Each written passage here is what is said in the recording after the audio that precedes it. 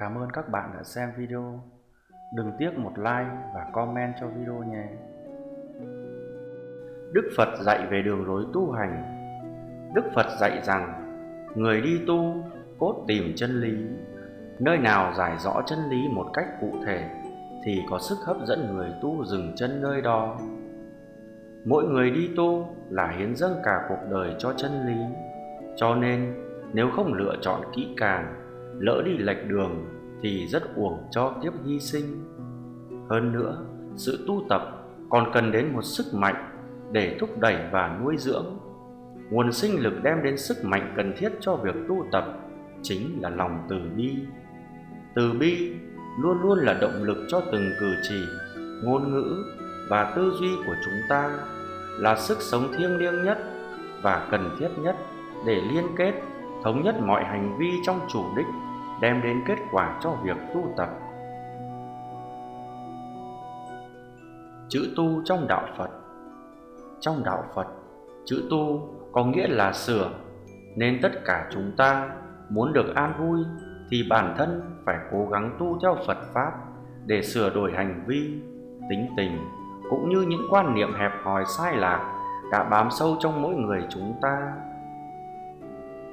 Đi tu là bỏ đời vì đời xấu xa tội lỗi, có phải không? Phải thú nhận rằng trải qua dòng lịch sử, quan niệm đời là tội lỗi xấu xa ảnh hưởng không ít đến chuyện đi tu. Cần phải đi ngược lại nguồn gốc của phong trào đi tu vào hồi đầu thế kỷ thứ tư.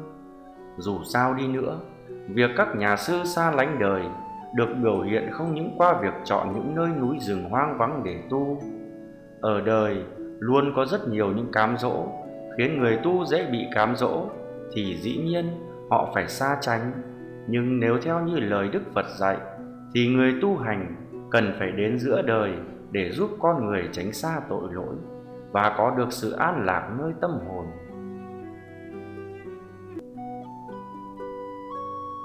Tu giới trong đạo Phật.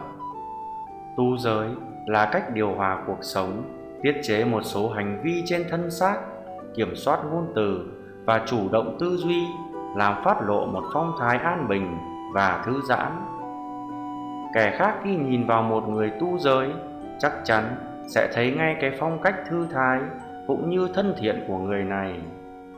Tu giới không phải là tìm cách đè nén xung năng hay kìm hãm những thúc đẩy bản năng liên hệ đến thân xác và tâm thần, nhưng chính là phải tự đặt mình vào những cảm xúc tích cực, chẳng hạn như yêu thương, chăm lo đến kẻ khác, hay không làm thiệt hại đến bất cứ một chúng sinh nào. Tu giới chính là một sự tự nguyện và là một hành vi tự nhiên, nhưng đồng thời cũng là một quyết tâm đòi hỏi nhiều nghị lực để từ bỏ những thói quen độc hại, ích kỷ, nham hiểm. Chúng là nguồn gốc của những xúc cảm bấn loạn và khổ đau.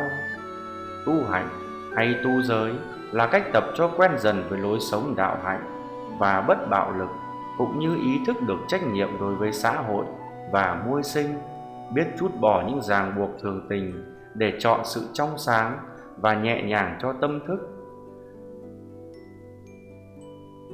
Người biết giữ giới sẽ tạo ra một bầu không khí an bình chung quanh họ. Người tu hành phải chọn lối sống thế nào? Người tu hành phải chọn một lối sống kỷ cương độc thân, không lưu lại lâu dài ở một nơi nào cả, cũng như luôn biết lựa chọn sự đơn sơ và đạm bạc. Ngoài những khuôn phép đó, còn có hàng trăm giới khác được ghi trong kinh sách mà người xuất gia phải noi theo. Mỗi người phải nhớ giới luật, không phải để trói buộc, nhưng phần nào có thể giúp mỗi người tự giải thoát khỏi mọi ràng buộc của cuộc sống vướng mắc và bon chen của thế tục, và nhất là tránh cho ta những bấn loạn trong tâm thức.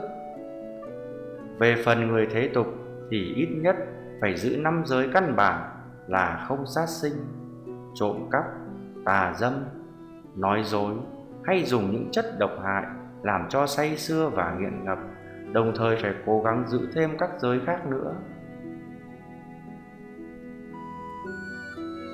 Ý nghĩa của tu hành.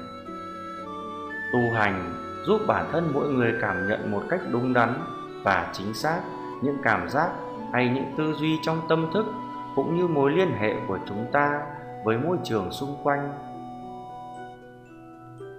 Trên phương diện tổng quát, tu hành là tập sống với những kinh nghiệm cũng như những cảm nhận về thể dạng tự nhiên của tâm thức và thân xác, thoát khỏi mọi phiền toái và lối sống hưởng thụ của trần tục. Đức Phật dạy chúng ta đến với đạo Phật để mà thấy, chứ không phải đến để tin. Người học đạo chắc chắn phải nhận ra lẽ thật bằng chính trí tuệ của mình mới được. Học Phật là để tu tâm dưỡng tính, chứ không phải để hiểu biết suông. Nếu bản thân chúng ta không ứng dụng tu, thì dù có đi chùa lạy Phật bao nhiêu rồi cũng không hết khổ. Vì vậy, tu chính là cái gốc của sự an lạc và có thể chấm dứt khổ đau.